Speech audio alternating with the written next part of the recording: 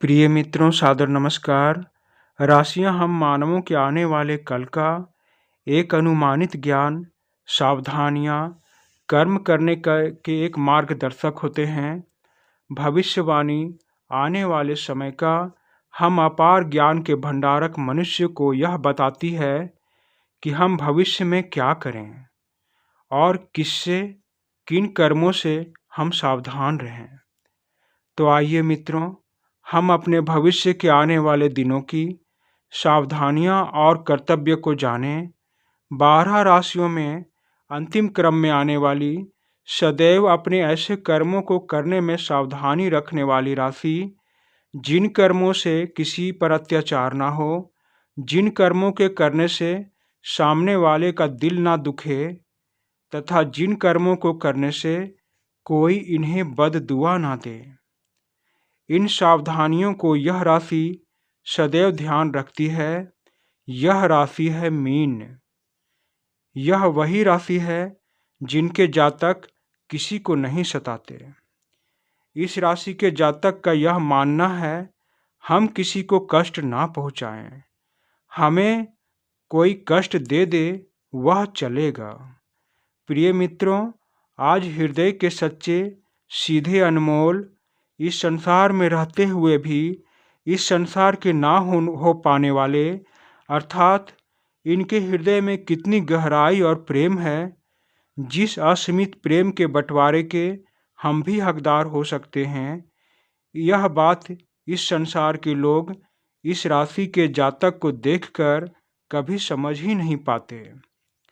इस संसार के लोग बस इतना समझ पाते हैं कि इस राशि के जातक के प्रेम का उपयोग करके इन्हें बदले में ठग लिया जाए।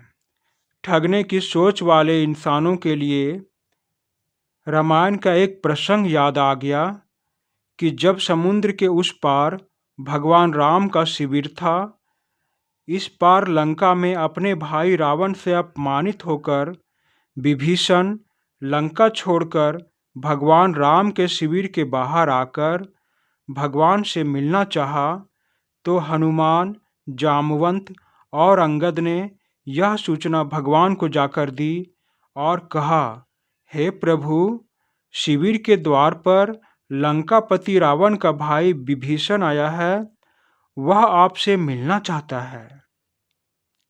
हे प्रभु, मुझे तो ऐसा लगता है कि वह हमारे सैन्य बल, हमारी शक्ति की थाह लेने आया है। यह हमारे शत्रु रावण का भाई है। यह हमें अवश्य ही ठगने आया है। इन बातों को सुनकर भगवान राम मुस्कुराते हैं और बड़ा सुंदर उत्तर देते हैं, इस संसार में किसी को ठगना पाप है, पर ठगे जाना पाप नहीं है। इसीलिए हे सुग्रीव, हनुमान, आप सभी हमारे शत्रु के भाई को आदर सहित हमारे पास ले आइए। यह तो हमारे शत्रु का भाई है। यदि स्वयं हमारा शत्रु रावण भी हमारे शरण में आ जाए तो हम उसे भी क्षमा कर देंगे। प्रभु के उत्तर सुनकर पूरा शिविर जय श्री राम की घोषणा हृदय से करने लगा।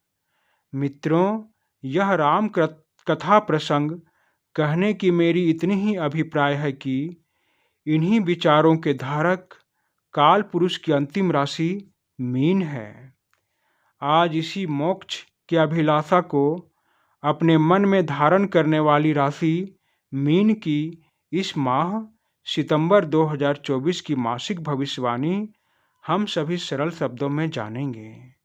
प्रिय मीन राशि के जातक, यह महीना सितंबर आपके लिए कुछ उतार चढ़ाव से भरा रहने वाला है। आपकी राशि में इस पूरे महीने राहु महाराज की उपस्थिति रहेगी। इनकी उपस्थिति से आपको सही और गलत का चुनाव करने में समस्या हो सकती है। अर्थात इस महीने कौन सा कार्य आपके लिए हितकर है, किसे पैसा उधार देना अच्छा होगा, या कौन सी यात्रा आपके लिए शुभ रहेगा, आप हर निर्णय में अच्छा और बुरा का फर्क नहीं कर पाएंगे। इस कारण आप अपने स्वजन मित्र के निंदा के पात्र बन सकते हैं। आपके अपने आप को झूठा व्यक्ति समझ सकते हैं। इसीलिए प्रिय मीन राशि के जातक सोच समझकर निर्णय लें तथा अपनी वाणी में संयम रखें। आप जो भी कहें उसे अवश्य पूरा करें। हो सकता है कि अपनी वाणी के कहे अनुसार आप अपने वचन पूरा ना कर पाएं। अतः अपनी सामर्थ्य की सीमा में रहकर लोगों से बातें करें। नौकरी करने वाले जातकों के लिए यह महीना अनुकूल रहने की संभावना है। नौकरी के सिलसिले में आपके अधिकारी आपको दूसरे स्थान में यात्रा पर भेज सकते हैं। इस समय आपको अपने सहकर्मियों का भरपूर सहयोग प्राप्त होगा। आपके व्यापार में उतार चढ़ाव लगा रहेगा, लेकिन इनके बीच आपको लाभ मिलता रहेगा।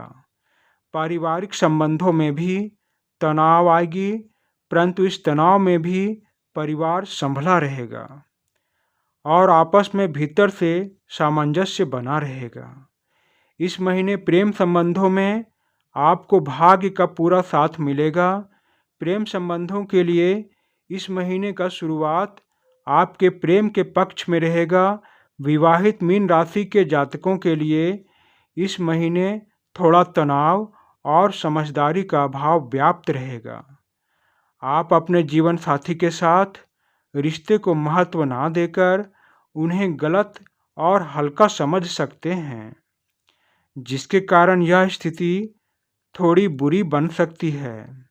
आपके जीवन साथी के साथ संघर्ष की स्थिति बनी रह सकती है। आपको अपने जीवन साथी को सम्मान देना होगा, इस स्थिति पर ध्यान देना होगा, नहीं तो रिश्ते टूटने की स्थिति बन सकती है। अतः समझदारी दिखाते हुए अपने दाम्पत्य जीवन को इस महीने संभाल लें। विद्यार्थियों के लिए यह माह अच्छा रहेगा। आप जितनी मेहनत करेंगे उतना फल ईश्वर आपको अवश्य प्रदान करेंगे। परिणाम स्वरूप किसी प्रतियोगिता परीक्षा में आपका चयन हो सकता है। प्रिय मीन राशि के जातक, यह महीना आपके स्वास्थ्य के दृष्टिकोण से कुछ कमजोर प्रतीत हो रहा है। आप इस पूरे महीने अपने स्वास्थ्य को लेकर लापरवाह रह सकते हैं, जिससे आप बीमारियों की चपेट में आ सकते हैं। आपके पैरों में चोट, मोच लगने की स्थिति आ सकती है तथा आँखों से जुड़े रोग, कंधों, जोड़ों में दर्द की स्थिति जन्म ले सकती है। अतः आपको सावधानी बरतनी होगी। इस माह कोई भी स्वास्थ्य से जुड़ी लापरवाही नहीं बरतें। आप अपने स्वास्थ्य के प्रति सक्रिय रहें और परहेज बरतें।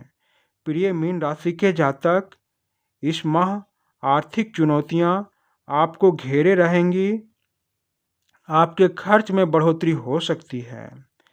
लगातार होने वाले खर्च को रोकना आपके लिए टेढ़ी खीर बनाने के जैसा होगा।